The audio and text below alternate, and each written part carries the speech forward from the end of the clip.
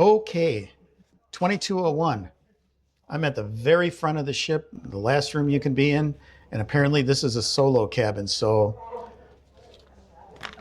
let's check it out.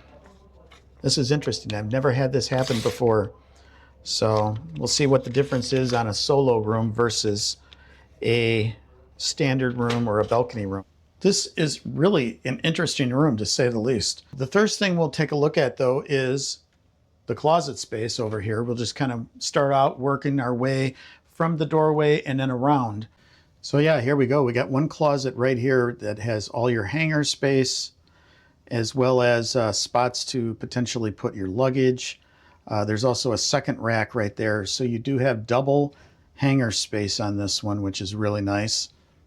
And then next to that one is another closet that has your safe in there, a shelf, and then a bottom storage unit there where you have life jackets. As you can see, the closets are kind of on the left, but then you have this nice couch area here. And this does transform into a bed as well. And this, I guess, would be what they would maybe refer to as a flex type room. Being a solo traveler, I did not need the bed. They had it set up as a bed when I came here, but I told my room attendant that I didn't need that as a bed, so they switched it back over to a couch, which is kind of nice. So next to the twin bed / couch here, they have a really nice desk area with a bunch of cubbies and a nice sized mirror. As you can see, you've got drawer space here. Down here is a small refrigerator. Over here, you have a shallow area here, but it's more storage. And then up from that storage area here, you've got your full-length mirror,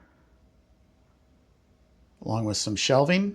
But you do have two outlets down here, as well as next to the phone, it looks like two USB as well.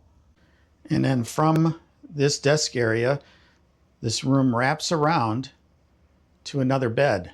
Over here on the bed area, you have a very large TV that you can see, as well as, once again, the couch in the background and a desk to your right.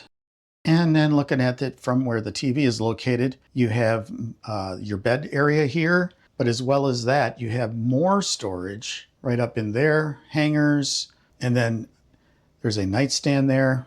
And next to the bed, right by the bed, you have another couple of USB outlets. And next to our bed, we will find ourselves walking in towards our bathroom. Now, this is a pretty standard bathroom that you'll find on most cruise ships these days. The only thing you'll notice here is it does have a shower curtain instead of the shower door, but it gets the job done. Now, there are a couple caveats to this room. The first thing I noticed was, since it was literally the furthest forward room, I did get more rocking back and forth versus when we stayed in a mid or aft cabin.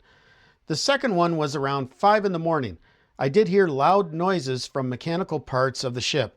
This could be solved with a good set of earplugs, but I just wanted to make you aware. I hope this helps you make a decision on if this is the right cabin for you. Thanks a lot for watching, and be sure to check out my full solo boarding day video here.